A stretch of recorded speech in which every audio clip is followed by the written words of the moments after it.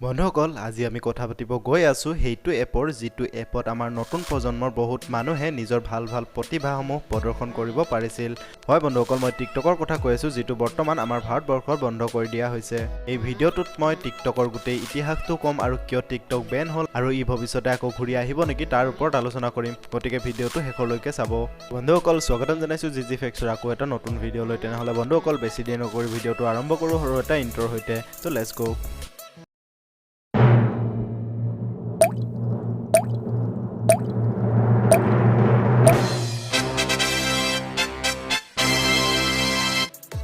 বন্ধুসকল ফাৰ্ষ্টতে আমি জানি লওঁ যে টিকটক এপটো প্ৰথমতে কোনে বনাইছিল এলেক্স জু আৰু লু ইয়ং নামৰ দুজন বন্ধু লগ হৈ 2014 চনত এই এপটো শিক্ষামূলক উদ্দেশ্যলৈ লঞ্চ কৰিছিল তেওঁলোকৰ মূল উদ্দেশ্য আছিল এই এপটোৰ দ্বাৰা শিক্ষাৰ বিষয়বোৰ শ্বৰ্ট ভিডিঅ'ৰ দ্বাৰা কভাৰ কৰাটো সেই সময়ত তেওঁলোকে এই ভিডিঅ'বোৰৰ ডিউৰেশ্যন 2 পৰা 3 মিনিট ৰাখিছিল তেওঁলোকে এই এপটো আগবঢ়াই নিবলৈ 2.5 লাখ টকা ইনভেষ্ট কৰি এটা টিম বনাইছিল আৰু সকলোৱে মিলি 6 মাহৰ ভিতৰতে এই এপটো মাৰ্কেটত লঞ্চ কৰিবলৈ সক্ষম হৈছিল কিন্তু লঞ্চ কৰাৰ কিছু মাহৰ পাছতে এই এপটো বহুত বেয়াকৈ ডাউন হৈছিল কাৰণ মানুহে শ্বৰ্ট ভিডিঅ' এটাত ভালকৈ শিক্ষাৰ বিষয়ে দিবলৈ অসুবিধা পাইছিল এবাৰ যেতিয়া এলেক্সজু এখন গাড়ীত যাত্ৰা কৰি আছিল তেতিয়া তেওঁ দেখিছিল যে এজনী ছোৱালীয়ে সেলফি লৈ আছিল আৰু তেওঁ তেতিয়া ভাবিলে যে কিয়নো এনেকুৱা এটা সোশ্যাল মিডিয়া প্লেটফৰ্ম বনোৱা যাওক য'ত মিউজিক ফটো ভিডিঅ'ৰ কম্বিনেশ্যন থাকে আৰু এই তিনিওটা মিলাই মানুহে যাতে ভিন ভিন ধৰণৰ ভিডিঅ' বনাব পাৰে 2014 চনতে যেতিয়া আকৌ এই এপটো হাল সলনি কৰি মনোৰঞ্জনৰ উদ্দেশ্যে বনাইছিল আৰু ইয়াৰ নাম মিউজিকেলি ৰাখিছিল তেতিয়া এই এপটো চলিছিল কিন্তু ই বেছি ট্ৰেণ্ড কৰা নাছিল আৰু তেতিয়া তেওঁৰ মনলৈ আৰু কিছুমান নতুন নতুন বস্তু সংযুক্ত কৰাৰ কথা আহিছিল আৰু দুইজনে মিলি যেতিয়া এদিন টিভি চাই আছিল তেতিয়া লিপ সিং প্ৰতিযোগিতা এখন দেখিছিল আৰু যেতিয়া তেওঁলোকে এই ফিচাৰটো তেওঁলোকৰ এপটোত এড কৰিলে তাৰ পাছৰ পৰাই এই এপটো বহুত পপুলাৰ হ'ব আৰম্ভ কৰিলে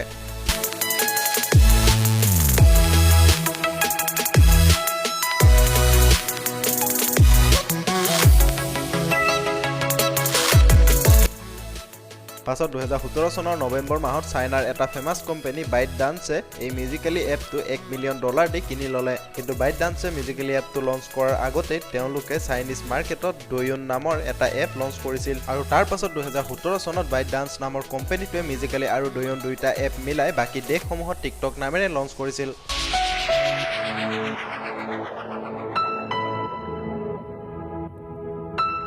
কেতিয়াবা হয়তো আপোনাৰ মনতো প্ৰশ্ন হৈছে যে টিকটক এপটো ইমান কম সময়ৰ ভিতৰতে কেনেকৈ ইমান বেছি পপুলাৰ হ'ল ইয়াৰ এটা ডাঙৰ ফেক্ট হৈছে যেতিয়া টিকটকত এটা ভিডিঅ' বনাই শ্বেয়াৰ কৰে বা ছেভ কৰে তেতিয়া টিকটকৰ লোগোটো দেখা যায় যাৰ বাবে এই এপটো খুব কম দিনৰ ভিতৰতে বহুত বেছি পপুলাৰ হৈছিল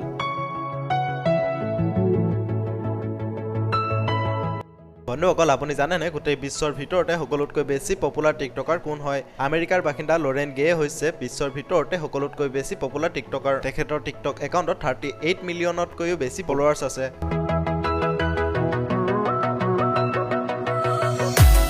এতিয়া যদি মই ক'বলৈ যাওঁ টিকটক বেনৰ কথা তেতিয়াহ'লে আপুনি যদি বৰ্তমান এপ ষ্ট'ৰ আৰু প্লে ষ্ট'ৰ টিকটক এপটো চাৰ্চ কৰে তেনেহ'লে ইয়াক আপুনি দেখিবলৈ নাপাব টিকটক এপটো কিয় বেন হ'ল সেইটো কোৱাৰ আগতে টিকটক এপটো ক'ত প্ৰথমতে বেন কৰা হৈছিল সেইটো ক'বলৈ গৈ আছোঁ 3 জুলাই 2018 চনত সকলোতকৈ প্ৰথমতে ইণ্ডোনেছিয়া চৰকাৰে টিকটক এপটো বেন কৰিছিল আমাৰ ভাৰতবৰ্ষতো প্ৰথমতে 3 এপ্ৰিল 2019 চনত টিকটক এপটো বেন কৰিছিল কিন্তু 25 এপ্ৰিল 2019 চনত আকৌ এই এপটো প্লে ষ্ট'ৰত দেখা পোৱা গ'ল কিন্তু 30 জুন 2020 মানে কালিৰ পৰা টিকটক এপটো আকৌ প্লে ষ্ট'ৰত নোহোৱা হ'ল অকল টিকটকে নহয় ইয়াৰ লগতে আৰু 58টা এপ ইণ্ডিয়াত বেন কৰা হ'ল যিকেইটা এপ বেন কৰা হৈছে সেই গোটেইবোৰ এপ চাইনিজ ডেভেলপাৰ দ্বাৰা বনোৱা এপ আৰু বৰ্তমান যি পৰিস্থিতি চলি আছে সীমা বিবাদক লৈ আমাৰ ভাৰতবৰ্ষ আৰু চীনৰ মাজত সেইবাবে ভাৰত চৰকাৰে চিকিউৰিটি পাৰপজৰ কাৰণে চাইনিজ এপবোৰ বেন কৰি দিছে আগতেও কেইবাটাও অভিযোগ আহিছিল যে চীনে এনে এপসমূহৰ দ্বাৰা আমাৰ বহুত ডাটা চুৰ কৰিছে হয়তো তেনেকুৱা ধৰণৰ কিছুমান কাৰণতে চাইনিজ এপবোৰ বেন কৰিছে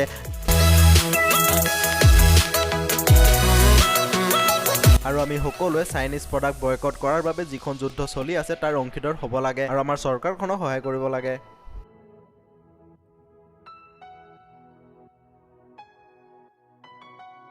টিকটকটো আকৌ ঘূৰি আহিবনে নাহে সেইটো কোৱাৰ আগতে আপুনি যদি আমাৰ চেনেলটো ছাবস্ক্ৰাইব কৰি ৰাখিছে তেনেহ'লে বহুত বহুত ধন্যবাদ কিন্তু এতিয়ালৈকে যদি আপুনি আমাৰ চেনেলটো ছাবস্ক্ৰাইব কৰা নাই তেনেহ'লে এনেকুৱা ধৰণৰ আমেজিং ফেক্টছৰ বিষয়ে জানিবলৈ আৰু শিকিবলৈ চেনেলটো ছাবস্ক্ৰাইব কৰি কাষতে থকা ঘণ্টাটো বজাই দিবলৈ নাপাহৰিব এতিয়া হয়তো বহুত মানুহৰ মনত এটা প্ৰশ্ন হৈছে যে টিকটকটো আকৌ ঘূৰি আহিবনে নাহে মই কওঁ যে টিকটক এপটোত কিছুমানে বহুত ভাল ভাল কণ্টেণ্ট দিছিল আৰু নিজৰ প্ৰতিভাটো দেখাবলৈ সক্ষম হৈছিল কিন্তু বেছি সংখ্যক ইউজাৰে কিছুমান আনইউজেবল ভিডিঅ' দিয়াৰ বাবে বাৰে বাৰে টিকটকটো বিতৰ্কৰ মাজলৈ গৈ আছে টিকটকটো হয়তো আকৌ ঘূৰি আহিব পাৰে বা টিকটকৰ দৰে আন বেলেগ কিছুমান প্লেটফৰ্ম আহিব পাৰে কিন্তু তাত মাত্ৰ এটাই প্লাছ পইণ্ট থাকিব যে যিসকল সঁচাকৈয়ে প্ৰতিভাশালী হয় তেওঁলোকে যিকোনো ঠাইতে যিকোনো প্লেটফৰ্মতে নিজকে চিনাকি দিবলৈ সক্ষম হ'ব